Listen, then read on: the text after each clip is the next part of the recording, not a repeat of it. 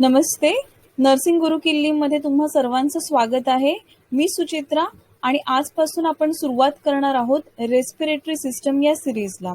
या सिरीज मधला सगळ्यात पहिला टॉपिक आहे bronchial asthma.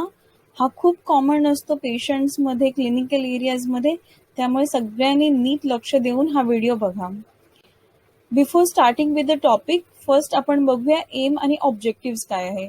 So aim of this video is at the end of this video, the group will understand about asthma, its types, causes, risk factors, pathophysiology, signs and symptoms, and diagnostic evaluation and management. What are the objectives? Objectives आपण first आहे define bronchial asthma, second आहे list the causes and risk factors of bronchial asthma, third explain pathophysiology of bronchial asthma, fourth enumerate signs and symptoms of bronchial asthma, fifth is identifies diagnostic evaluation needed for bronchial asthma, and sixth is explaining management. Now management इथे आहे medical आणि nursing management दोन्ही. तो आता one by one आपण बघणार आहोत आपले ऑब्जेक्टिव्स. सो सगळ्यात पहिला आहे डेफिनेशन की एस्थमा म्हणजे काय. What is asthma? Asthma is a chronic inflammatory disease of airways that causes airway hyperresponsiveness, mucosal edema and mucus production. So let's just split the definition. So asthma काय आहे? Asthma एक chronic inflammatory disease condition आहे. Chronic म्हणजे जेव्हा long period साठी जेव्हा चालू असते डिसीज कंडिशन तेव्हा त्याला क्रॉनिक म्हटलं जातं. अक्यूट जे आहे त्याचे सिम्पटम जे आहे ते अचानक सुरू होतात आणि ते शॉर्ट पिरियडसाठी असतात. क्रॉनिक जी डिसीज कंडिशन असते ती काही महिन्यांसाठी, काही वर्षांसाठी आणि कधी कधी लाईफ लॉंग सुद्धा असू शकते. त्याला क्रॉनिक कंडिशन्स असे म्हटले जाते. तरी क्रॉनिक कंडिशन आहे. कुठली क्रॉनिक कंडिशन आहे? एअरवेची. एअरवेला काय करते ती? तर इन्फ्लेम करते. इन्फ्लेमेशन म्हणजे शब्दशः अर्थ सूज येणे. म्हणजे शब्दशः आपण बघायला गेलं तर एअरवेला काय होते? सूज येते. आता सूज कशामुळे येते? Because of the hyperresponsiveness. आता हायपर रिस्पॉन्सिव्हनेस कशामुळे? एखादा स्टिम्युलाय, एखादा ॲलर्जन्स काहीही असेल ज्याच्यामुळे काय होतंय त्या व्यक्तीला एअरवे हायपर रिस्पॉन्सिव्हनेस होऊन इन्फ्लमेशन तयार होतं. इन्फ्लमेशन झाल्यामुळे काय होणार? ऑटोमॅटिकली एअरवेचा जो डायमीटर आहे, आतला जो भाग आहे तो कमी होणार. तो कमी झाल्यामुळे हवा जी आहे, आपण जो श्वास घेतो ती हवा आतही जाताना प्रॉब्लेम होणार आणि बाहेर जेव्हा आपला कार्बन डायऑक्साईड बाहेर येणार आहे तेव्हाही त्रास होणार आहे. सो ही सोप्या भाषेत ही डेफिनेशन आहे. I hope you have understood. आणि इथे मी 2 डेफिनेशन दिलेले आहेत. दोघांपैकी जी तुम्हाला सोपी वाटते ती तुम्ही बघू शकता. सेकंड डेफिनेशन पण मी वाचून दाखवते. Asthma is a chronic lung disease that inflames and narrows airway. Asthma is reversible obstructive airway disease in which trachea and bronchi respond in hyperreactive way in certain stimuli. ठीक आहे. So दोन्ही definition same आहे. दोन्ही definition पैकी कुठलाही लिहिलं तरी चालेल. नेक्स्ट काय आहे? Asthma can affect air passage in 3 following veg. तर आता जी आपण डेफिनेशन बघितली आहे ते आपण पुन्हा स्प्लिट करून बघणार आहोत की कुठल्या 3 प्रकारे एस्थमा इफेक्ट होऊ शकतो, एअर पॅसेजला इफेक्ट करू शकतो. फर्स्ट आहे due to asthma air passage inflame narrow airway decreases in and outflow of air. जे आपण आता जस्ट डिस्कस केलं. काय होतं? कुठल्या स्टिम्युलायमुळे आपला काय होणार? हायपर रिस्पॉन्सिव्हनेस होणार. Airway responsive. हायपर रिस्पॉन्सिव्ह या शब्दाचा अर्थ काय आहे? की जेवढा रिस्पॉन्स केला पाहिजे त्याच्यापेक्षा जास्त करतो. आता जास्त करतो म्हणजे काय? आता एक उदाहरण तुम्हाला सांगते. समजा एखादी आपण रस्त्यामध्ये आहोत आणि अचानक आपल्याला चालता चालता माती उडाली तर काय होणार आहे? आपल्याला घशाला कधी खवखव वाटते किंवा अचानक घसा एकदम बसल्यासारखा वाटतो, बरोबर? मग ही नॉर्मल रिॲक्शन आहे. इथपर्यंत ठीक आहे. थोड्या वेळाने आपण जरा घशाला थोडं हे केलं, थोडं गरम पाणी वगैरे केलं तर आपल्याला स्टेबल होतो. आपल्याला परसिस्टंट काही त्याचा त्रास होत नाही ऍज सच. पण हायपर रिस्पॉन्सिव्हनेस म्हणजे काय? की ताबडतोब तुम्हाला एका मागोमाग एक काही ना काही त्रास व्हायला लागणार. तुम्हाला जास्त खोकला यायला लागेल, घसा एकदम आवळल्यासारखा वाटायला लागणार, दुखायला लागणार. हवा आपण जी श्वास घेतो आहे ती श्वास पण घ्यायला त्रास होणार, श्वास बाहेर सोडायला पण त्रास होणार. म्हणजे श्वासाला आणि उच्छ्वासाला दोघांनाही त्रास होणार. त्याला हायपर रिस्पॉन्सिव्हनेस असं म्हणतात. I hope you have understood this point. Now we will go to second point. Second point मध्ये काय सांगितलं? Airway hyperresponsiveness to wide range of stimuli called triggers that causes the symptoms. आता इथे त्यांनी शब्द वापरला आहे ट्रिगर. आता हा खूप महत्वाचा शब्द आहे इन केस ऑफ एस्थमा. ॲस्थमा जेव्हा आपण पेशंट येतो वॉर्डमध्ये, तेव्हा तुम्ही त्याच्या हिस्ट्रीमध्ये सुद्धा बघाल की ट्रिगर हा शब्द नक्कीच वापरलेला असतो. ट्रिगर या शब्दाचा अर्थ काय होतो की सर्टन स्टिम्युलाय किंवा सर्टन ॲलर्जन्स जे असतात काही, ते पेशंटला ट्रिगर म्हणून काम करतात. ट्रिगरचा शब्दशः अर्थ काय आहे की ट्रिगर म्हणजे एखाद्या गोष्टीमुळे एखादी दुसऱ्या गोष्टीचा प्रादुर्भाव होणे, हे सोप्या शब्दात ट्रिगरचा अर्थ आहे. आता इथे आपण ॲस्थमा पेशंटमध्ये काय घेऊ शकतो की समजा डस्ट असेल, समजा पोलन असतील, काहीही ह्यापैकी असेल, तर त्यामुळे सेन्सिटिव्हिटी निर्माण होते. ते ट्रिगर करतं पेशंटच्या एअरवेला हायपर रिस्पॉन्सिव्हनेस करण्यासाठी. तर दुसरा पॉइंट हा आहे. तिसरा पॉइंट आहे airway spasm bronchoconstriction makes breathing even more difficult. आता काय झालंय, पहिलं आपण काय म्हटलं की हवा घ्यायला आतमध्ये त्रास होतोय, बाहेर सोडायलाही त्रास होतोय. कशामुळे होतोय, ते ट्रिगर्स आहेत की जे कॉन्टॅक्टमध्ये आल्यामुळे पेशंटला त्रास निर्माण झालेला आहे. आता त्याच्यामुळे काय झालंय, मी तुम्हाला आधीही म्हणाले की आपला जो एअरवे पॅसेज आहे त्याचं जे नॉर्मल डायमीटर, नॉर्मल त्याचा जो व्यास असतो, तो व्यास किंवा ती साईज ही कमी झाल्यामुळे मूळ जेवढा आपला असणार एअरवे, त्याच्यापेक्षा तो काय होणार, कमी होणार. बरोबर. आता एअरवेची साईज ही एवढी झालेली आहे, जी पहिली मुळात एवढी होती आणि ती आता एवढी झालेली आहे. ठीक आहे. तर काय होणार, ऑटोमॅटिकली हवा आतमध्ये यायला पण त्रास होणार आणि बाहेर जायला पण त्रास होणार. ह्याला म्हणतात ब्रॉन्को कन्स्ट्रिक्शन. जो एअर पॅसेज आहे, तुम्हाला व्यवस्थित दिसत असेल, मी इथे दाखवते पण आहे, you can see it my hand. एवढा एअरवे पॅसेज आहे, तो काय झालाय, बिकॉज ऑफ दिस कमी झालाय, एवढा झालाय. आता एवढ्या एअर पॅसेज मधून हवा जाऊ शकते का, नाही. That is called as bronchoconstriction, constriction of bronchi. ठीक आहे. चला पुढचा पॉइंट. आता आपण काय बघणार आहोत, टाइप्स ऑफ ॲस्थमा. आता ॲस्थमाचे खूप सारे प्रकार आहेत, ते आपण वन बाय वन बघूया. त्यातला सगळ्यात प्रकार पहिला जो आहे तो कॉमन प्रकार आहे, त्याला म्हणतात ॲलर्जिक ॲस्थमा. ॲलर्जिक ॲस्थमा नावाप्रमाणे आपल्याला कळतं, कुठल्या तरी गोष्टीची ॲलर्जी झाल्यामुळे हा ॲस्थमा काय झालाय, निर्माण झालेला आहे. त्याच्यात आहे pet dander, house dust, feathers, food preservative, mould or pollen. Will see one by one. Pet dander म्हणजे काय, पेट म्हणजे काय, घरामध्ये पाळीव प्राणी आहे त्याच्यामुळे प्रादुर्भाव होऊ शकतो. हाऊस डस्ट म्हणजे काय, घरामध्ये डस्ट, जी घरामध्ये काय निर्माण होते, आपल्या धूळ निर्माण होते, त्याच्यामुळे होऊ शकतं. फेदर म्हणजे पिसं. पिसं म्हणजे कोणाचे असू शकतात, आपल्याला माहिती आहे, जनरली बिल्डिंगमध्ये, सोसायटीजमध्ये, शाळा कॉलेजांमध्ये एक पक्षी आहे जो सगळीकडे दिसून येतो, तो म्हणजे कबूतर. मोस्टली असं रिसर्च स्टडीज मध्ये दिसून आलं की कबुतराच्या सानिध्यामध्ये राहिल्यामुळे किंवा कबूतर जर जास्तीत जास्त तुमच्या घराच्या आजूबाजूला असतील, कॉलेजच्या आजूबाजूला असतील, तर जास्तीत जास्त ॲस्थमाचे अटॅक्स येतात आणि हे रिसर्चमध्ये प्रूव्ह झालेलं आहे. त्यामुळे feathers are too bad. Next आहे फूड प्रिझर्वेटिव्ह. फूड प्रिझर्वेटिव्ह कुठले, आता आपण घरामध्ये जे अन्न बनवतो त्याच्यामध्ये आपण प्रिझर्वेटिव्ह घालतो का, खूप कमी प्रमाणात आपण सोडा किंवा तत्सम काही घालतो. पण आपण बाहेरून जे अन्न पदार्थ आणतो ते कमीत कमी 6 महिने टिकतात, हे आपल्याला सगळ्यांनाच माहिती आहे. तर ते कमीत कमी 6 महिने टिकावे यासाठी त्यांच्यामध्ये काय घातलेलं जातं, प्रिझर्वेटिव्ह. प्रिझर्वेटिव्ह म्हणजे काहीतरी केमिकल पदार्थ घातलेले आहेत. ते केमिकल पदार्थ घातल्यामुळे काय होतं, ते अन्नाचा साठा जो आहे तो जास्त पिरियड पर्यंत आपण करू शकतो. ह्या अशा प्रिझर्वेटिव्ह मुळे सुद्धा आपल्याला ॲस्थमाचा अटॅक येऊ शकतो. पुढे आहे मोल्ड किंवा पोलन. याचा अर्थ काय होतो, परागकण. मराठी शब्दात सांगायचं झालं परागकण. आपण शेतीमध्ये बघतो, कणसं बघतो मक्याची वगैरे, त्याच्यामध्ये जी कणसं असतात त्याच्यावर, किंवा आपण फुलं बघतो त्याच्यावर पण जे परागकण असतात ते उडतात.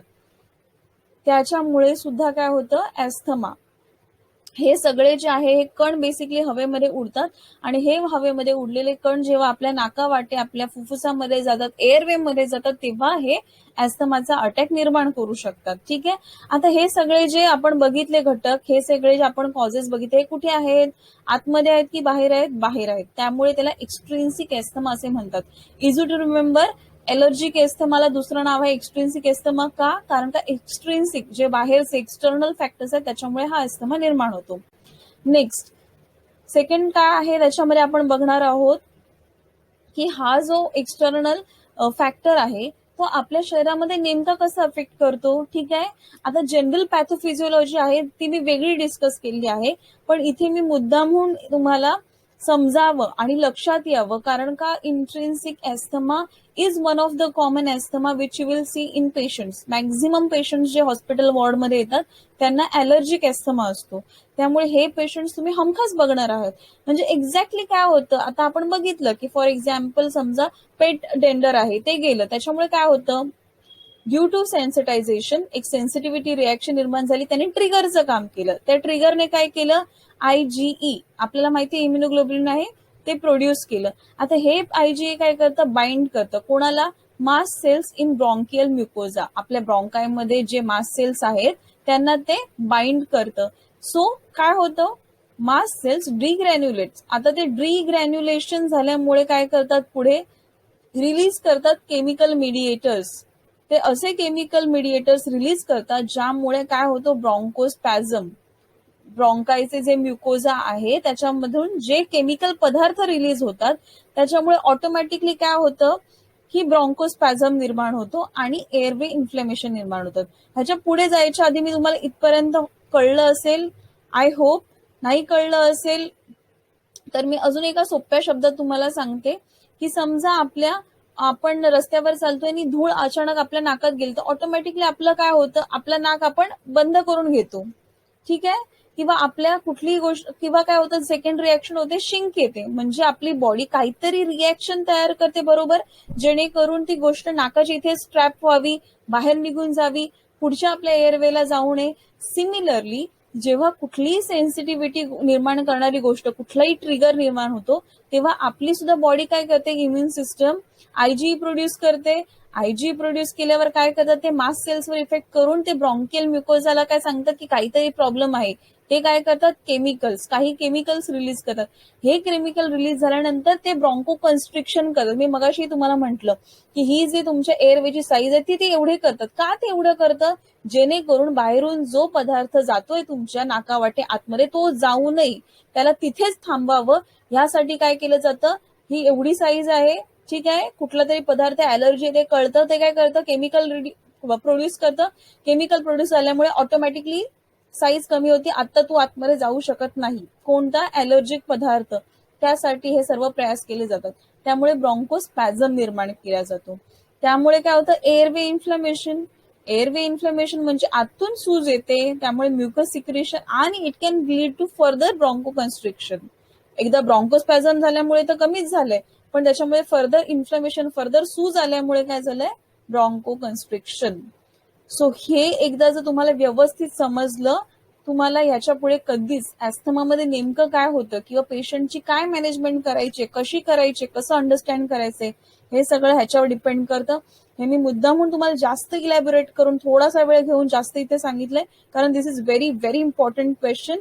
एक्झाम पॉइंट ऑफ व्ह्यूने सुद्धा महत्वाचं आहे आणि प्रॅक्टिकल पॉइंट ऑफ व्ह्यूने तर अतिशय महत्वाचं आहे, कारण का खूप सारे पेशंट्स आपण बघतो, इस्पेशली आता जेव्हा हे रेनी सीझन सुरू होईल किंवा तुम्ही थंडीचं सीझन बघाल, त्याच्यामध्ये तुम्हाला मॅक्झिमम केसेस पेशंटच्या बघायला मिळतील.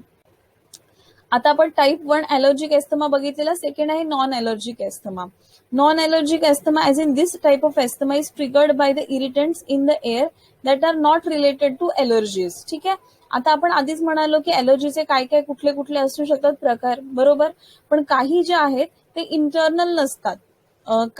काही जे आहेत ते काय बोलतात, ॲलर्जीन्स प्रेझेंट असतात, पण त्याचा इफेक्ट काही काही लोकांवरच दिसून येतो. जसं की इथे दाखवलेलं आहे की कुठल्या इंडस्ट्रियल एरियामधलं स्मोक, त्याच्यामुळे त्रास होऊ शकतो. सर्टन फिजिकल ऍक्टिव्हिटी केल्यानंतर काही जणांना ॲस्थमाचा अटॅक येऊ शकतो. सडन क्लायमेट चेंज झाल्यानंतर थंडी वगैरे त्याच्यामुळे त्यांना त्रास होऊ शकतो. एखाद्या मेडिसिन्सचा प्रादुर्भाव झाल्यामुळे, मेडिसिन्सची काही साईड इफेक्ट झाल्यामुळे होऊ शकतो. काही लोकांना कुठले तरी परफ्यूम, सुगंधी द्रव्य, काही त्यांचा वास आला, डिओड्रंट्स मारले, त्याचा त्रास होतो आणि त्यांना ॲलर्जी निर्माण होते. काही जणांना टेन्शन, स्ट्रेस आपण ज्याला म्हणतो, त्याच्यामुळे सुद्धा ॲस्थमाचे अटॅक येतात. आणि स्मोकिंग हा खूपच कॉमन आहे, प्रदूषण कॉमन आहे. सो ह्या साऱ्या गोष्टी ज्या आहेत त्याच्यामध्ये आपण सर्वच राहतो, पण काही ठराविक लोकांनाच याचा त्रास होतो आणि त्यामुळे त्यांना ॲस्थमाचा अटॅक येऊ शकतो. टाईप 3, थर्ड टाईपचा ॲस्थमा काय आहे, allergic, non allergic, both mix. Yes, third type of asthma काय आहे, ज्यांना दोन्ही प्रकारे त्रास होऊ शकतो. ॲलर्जीचे काही पदार्थ त्यांचाही त्रास होऊ शकतो, जे आपण सेकंड टाईप मध्ये डिस्कस केलं त्याच्यामुळे सुद्धा. So mix type of asthma is called as type 3 asthma. Next we will move on to the fourth type, ज्याला म्हणतात कफ व्हेरियंट ॲस्थमा. तर कफ व्हेरियंट ॲस्थमा ह्याच्यामध्ये तुम्ही बघाल, मी ते सर्कल केलंय, कफ हा शब्द महत्वाचा आहे. मी सर्टन पॉइंट्स तुम्ही जर हा व्हिडिओ बघत असाल, नीट लक्ष देऊन बघत असाल, तर तुम्हाला लक्षात येईल की मी ठराविक गोष्टी जिथे गरजेच्या आहेत तिथे सर्कल केल्या आहे, ठराविक गोष्टी जिथे अंडरलाईन करायच्या तिथे अंडरलाईन केल्या आहेत. त्यामुळे तुमचं कान आणि डोळे दोन्ही नीट लक्ष देऊन ऐका की काय लिहिलेलं आहे, so that it will be easy to remember, आणि इथेच तुमचा हा अभ्यास होऊन जाईल. कॉफ व्हेरियंट, कॉफ म्हणजे काय, खोकला, म्हणजे इकडे काहीतरी संबंध आहे की जिथे खोकला येतो, बरोबर. So it is characterize by single characteristic of cough and gets persisted leads to asthma. म्हणजे काय, काही लोकांना जो खोकला आहे तो वारंवार वारंवार वारंवार येत जातो, आणि टू अ ग्रेटर एक्सटेंट जेव्हा हा वाढतो तेव्हा त्यांना एस्थमाचा अटॅक येऊ शकतो.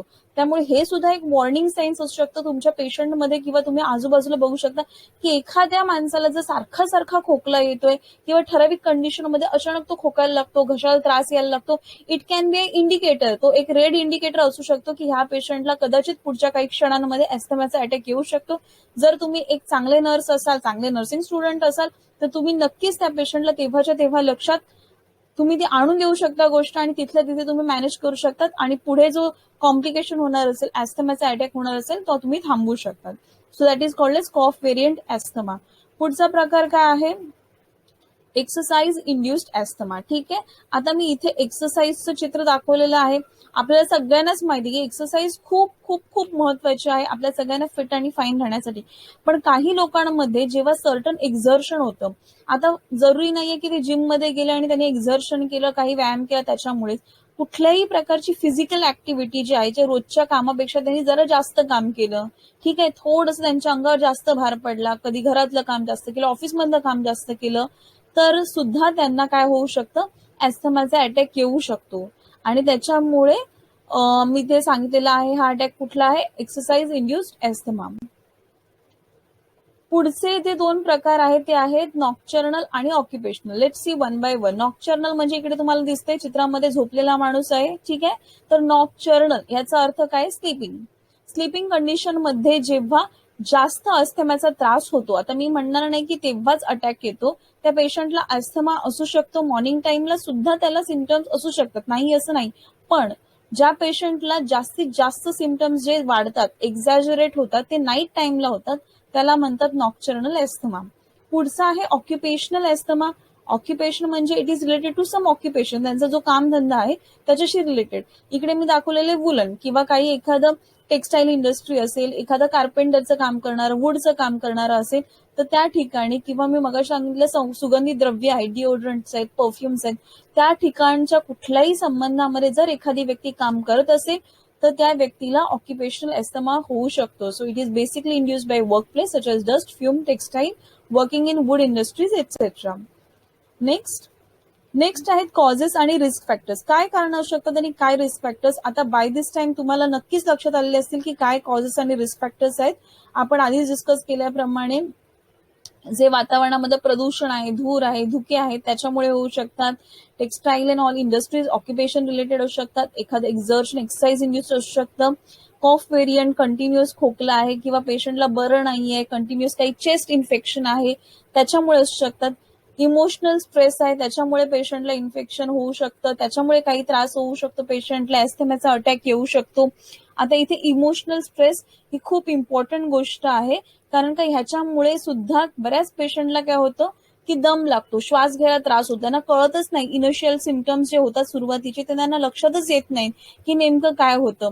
आता हे इमोशनल सिम्पटम्स तुमचे असू शकतात, एक्झामच्या आधी होऊ शकतो काही जणांना त्रास, काही जणांना इंटरव्ह्यू आहे, इंटरव्ह्यूच्या आधी हा त्रास होऊ शकतो, काही जणांना हा त्रास मी जसं सांगितलं वर्क स्ट्रेस जास्त आहे, कामाच्या ठिकाणी, तुमच्या जॉबच्या ठिकाणी काही वाढलं तुम्हाला जास्त काम, त्याच्यामुळे होऊ शकतं, किंवा घरातलं एखादं काम वाढू शकतं. There can be an number of reasons we can count ज्याच्यामुळे इमोशनल स्ट्रेस वाढू शकतो. मेडिकेशन, ठराविक मेडिसिनचे साईड इफेक्ट्स असे असतात, त्याच्यामुळे ब्रॉन्कोस्पॅझम होतो, त्याच्यामुळे डायरेक्टली आपल्या एअरवेला त्रास होतो आणि त्यामुळे सुद्धा पेशंटना एस्थमा होऊ शकतो. Smoking we all know, active असू दे किंवा पॅसिव्ह असू दे. ऍक्टिव्ह म्हणजे जर पेशंट स्वतः स्मोक करणारा असेल, जर सिगारेट, बिडी वगैरे जे काही असेल ते ओढणारा असेल, त्याला स्वतःला तर त्रास होणार, पण त्याच्या सानिध्यात जी माणसं राहणार, पॅसिव्ह जे करणार आहेत, ठीक आहे, पॅसिव्हली जे तो स्मोक इनहेल करणार आहेत, त्यांनाही तितकाच त्रास होण्याची शक्यता आहे. त्याच्यानंतर क्लायमेट चेंज, मी मगाशीच म्हटलं क्लायमेटमध्ये चेंज झाल्यानंतर आता इथे मला अजून एक गोष्ट सांगायला वाटते की क्लायमेट चेंज म्हणजे फक्त मी उन्हाळा, पावसाळा, हिवाळा हेच मी तुम्हाला सांगणार नाही. काही पेशंट ज्यांना ॲस्थमाचे अटॅक्स आहेत, जे सिव्हिअरली अटॅक येणारे पेशंट्स आहेत, त्या पेशंट्सना आम्ही असंही प्रेफरन्स करतो किंवा असंही सांगतो की जर ते ऑफिसमधून बाहेर पडतायत, साधं ऑफिसमधून त्यांच्या फ्लोअरवरून ते खाली ग्राउंड फ्लोअरला जरी येणार असतील किंवा घरी जाणार असतील, ट्रेनमध्ये जाणार असतील, तेव्हा पण जे हवेचं चेंज होतं, म्हणजे समजा ऑफिसमध्ये त्यांचे एसी आहे आणि बाहेर आल्यानंतर त्यांना कॉमन टेम्परेचर असणार आहे, नॉर्मल टेम्परेचर, किंवा समजा त्यांच्या ऑफिसमध्ये गरम होत होतं आणि बाहेर आल्यानंतर काय होणार आहे, नॉर्मल टेम्परेचर आहे. त्यामुळे तिथे पण टेम्परेचर, तिथे पण क्लायमेट चेंज आहे. So even that is also considered. ठीक आहे. सो ते क्लायमेट चेंज मध्ये फक्त तुम्हाला उन्हाळा, पावसाळा, हिवाळा नाही, तर एका जागेवरून दुसरी जागा चेंज झाली असेल, एका शहरामधून दुसऱ्या शहरामध्ये जरी गेले असतील तरी सुद्धा ह्या पेशंटना कंपल्सरी त्यांचं दिलेलं मेडिसिन कॅरीज करायचं आहे, कारण का they can be affected a lot because of the climatic change. त्याच्यानंतर नेक्स्ट मी म्हणाल तसं पोलन्स असेल, मोल्ड्स असेल, त्याच्यामुळे सुद्धा पेशंटना परागकण ज्याच्यामुळे म्हणतो होऊ शकतो, ॲस्थमाचा अटॅक येऊ शकतो. काही लोकांना फूड एलर्जीज असतात. ठीक आहे. आता मी तुम्हाला म्हणाले की बाहेरून आणलेलं जे अन्न असतं त्याच्यामध्ये प्रिझर्वेटिव्ह, काही केमिकल्स टाकलेले असतात त्याच्या अन्नाची लाईफ वाढवण्यासाठी, बरोबर. त्याच प्रकारे काही घरातले सुद्धा पदार्थ असू शकतात जे अननोन असतील बाकीच्यांना, पण ह्यांना त्याचा त्रास होऊ शकतो. ठीक आहे. मोस्टली शेलफिश असेल किंवा इतर कुठलीही गोष्ट असू शकते. इथे काही हार्ड अँड फास्ट रूल नाही की ह्याचीच एलर्जी असेल किंवा त्याचीच एलर्जी असेल. There are so many things which are associated with it. So one has to be very consider. जर अस्थमाचे पेशंट असतील तर त्यांना खाण्यापिण्याकडे खूप लक्ष दिलं पाहिजे. नवीन एखादी गोष्ट ट्राय आउट करण्यापूर्वी त्यांच्याकडे मेडिसिन्स असेल तरच त्यांनी ट्राय करावी, कारण it can lead to lot of complications. त्याच्यानंतर लास्टली मी जे सांगितलंय, जे आपण डिस्कस केलं नाही मगाचपासून, मोस्टली आपण सर्व पॉइंट्स डिस्कस केलेत, पण हे आहे गॅस्ट्रिक प्रॉब्लेम्स. तर असं दिसून आलेलं आहे की ज्या पेशंटना गॅस्ट्रिक प्रॉब्लेम्स, इस्पेशली आपण हार्टबर्न म्हणजे छातीत जळजळ होणे ज्या प्रकारे म्हणतो, किंवा खाल्लेलं वर येतं ज्याला GERD म्हणतात, गॅस्ट्रिक इसोफिजियल रिफ्लक्स डिसीजेस, ह्या कंडिशन्स मध्ये सुद्धा पेशंटला काय होतं, ॲस्थमाचे अटॅक येतात. So this GI problem is always associated with respiratory problem, आणि ॲस्थमा हा सगळ्यात कॉमन प्रॉब्लेम आहे. Next we will see pathophysiology. Now it's very very important. आतापर्यंत जो मी लक्ष दिलं असेल तर pathophysiology very easy to understand आहे, व्हेरी इझी टू रिमेंबर आहे. So first we will see predisposing factor. प्रीडिस्पोजिंग factors मध्ये एटोपी आहे. एटोपी इन द सेन्स की काही जणांच्या घरामध्येच, म्हणजे अनुवंशिकता आपण ज्या प्रकारे म्हणतो, तर काही जणांच्या घरामध्येच सर्टन एलर्जीज असतात. त्यामुळे आपण कधीही पेशंटची हिस्ट्री घेताना आपण विचारतो काही नोन एलर्जी आहे का, घरातल्यांना काही एलर्जीज आहे का, हा खूप महत्वाचा प्रश्न आहे. So that is atopy. Next is female gender. आता असं रिसर्चमध्ये बघितलेलं आहे की compared to male gender, female जेंडर्सना जास्त चान्सेस असतात ॲस्थमा होण्याचे. ठीक आहे. Next can be causing factors. Exposure कशाचं, इंडोर आणि आउटडोर एलर्जन्स, ऑक्युपेशनल सेन्सिटायझर्स जे आपण डिस्कस केले आहेत त्याच्यामुळे, किंवा अदर कॉन्ट्रीब्युटिंग फॅक्टर्स जे इन्फेक्शन असेल, एअर पोल्युशन असेल, स्मोकिंग असेल, किंवा अन्य काही प्रकार. या सगळ्या गोष्टी काय आहेत, कॉन्ट्रीब्युट करतात. कशासाठी, इन्फ्लमेशन. कसलं इन्फ्लमेशन आपण इथे बोलतोय, airway inflammation. So there will be hyper responsiveness of airway. मगाशी आपण म्हटल्याप्रमाणे एअरवे हायपर रिस्पॉन्स, जास्त रिस्पॉन्स करते, किंवा there can be air flow limitation. Air flow limitation म्हणजे आपण ऑक्सिजन घेतोय तेही लिमिट होतंय, CO2 बाहेर सोडतोय त्यालाही लिमिटेशन होतंय. या दोन्ही गोष्टी काय करणार, एकमेकांना कॉन्ट्रीब्युट करून सिम्पटम्स प्रोड्यूस करणार, व्हिजिंग, कफ, डिस्निया आणि चेस्ट टाइटनेस. म्हणजे जर तुम्ही ॲस्थमाचा पेशंट जर बघितला असेल कधी क्लिनिकली, किंवा आज तुम्ही समजून घेतल्यानंतर सुद्धा आय एम 108% शुअर की तुम्ही पेशंटला न एक्झामिन करता सुद्धा तुम्हाला कळणार फक्त पेशंटच्या श्वास घेण्यामधून. कारण का टिपिकल जेव्हा ते श्वास घेतात तेव्हा त्यांचे एक व्हिजिंग साऊंड येतो. तो व्हिजिंग साऊंड म्हणजेच त्यांचा गुरगुर सारखा आपण जसा आवाज म्हणतो ना त्या प्रकारे येतो, आणि त्याला व्हीज असं म्हटलं जातं. ठीक आहे. आता ही व्हीज कसं निर्माण होतं मी तुम्हाला सोप्या भाषेत आणि सोप्या शब्दात समजावं यासाठी तुम्ही इमॅजिन करू शकता की एखादी नळी आहे. ठीक आहे. त्या नळीमध्ये आपण फुंकमार मारली तर काय होणार, कसा आवाज येणार, त्या प्रकारे आवाज येतो. जनरली जर आपली नळी, आपला एअरवे एवढा मोठा आहे तर तिथून ऑटोमॅटिकली एअरवे पास होते, तिकडे काही काय त्याला अडथळा नाहीये. पण जेव्हा एखाद्या पेशंटचं एअरवे कमी आहे तेव्हा काय होणार, जेवढी हवा जायला पाहिजे त्याच्यातून पास व्हायला पाहिजे तेवढी पास होत नाहीये, आणि हवा प्रेशर देऊन जाते, तेव्हा ऑटोमॅटिकली ते श्वास घेताना त्यांचा जो आहे आवाज, व्हीज निर्माण होतो. ठीक आहे. नेक्स्ट आहे खोकला, डिस्निया म्हणजे श्वास घ्यायला त्रास होतो, आणि चेस्ट टाइटनेस म्हणजे काय, की छाती भरून आल्यासारखी वाटते. आता छाती का भरून आल्यासारखी वाटते? सो बेसिकली आपल्याला माहिती आहे की आपण जेव्हा श्वास घेतो तेव्हा काय होतं, हवा आपल्या शरीरामध्ये जाते. हवा म्हणजे काय, तर ऑक्सिजन. आता ऑक्सिजन कुठे जातो? लास्ट युनिट काय आपल्या रेस्पिरेटरी सिस्टमचं एल्व्हिओलाय. एल्व्हिओलाय मध्ये गेल्यानंतर काय होतं, गॅशियस एक्सचेंज होतो.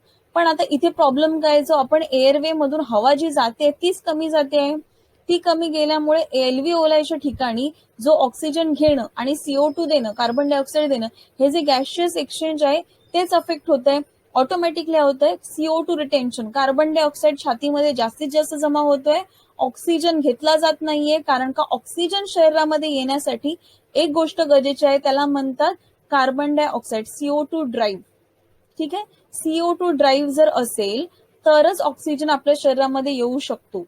आता इथे काय होतंय, फक्त कार्बन डायऑक्साईड इकडे बिल्डअप होतोय, पण ऑक्सिजनच घेतला जात नाहीये. ऑक्सिजन येत नाही कारण का ब्रॉन्को कन्स्ट्रिक्शन झालेलं आहे, आणि CO2 जो बिल्डअप झालेला आहे तोही बाहेर जात नाही. त्याच्यामुळे निगेटिव्ह प्रेशर आपल्या फुफ्फुसांमध्ये जास्त निर्माण होतोय, आणि त्याच्यामुळे पेशंटला अक्षरशः, तुम्ही पेशंटला जर सिम्पटम विचारा, पेशंट बोलेल ऐसे लग रहा है की छाती पे पत्थर रखा है, दगड ठेवल्यासारखं छातीमध्ये वाटतंय, असं पेशंटला फील होतं. That is called a chest tightness.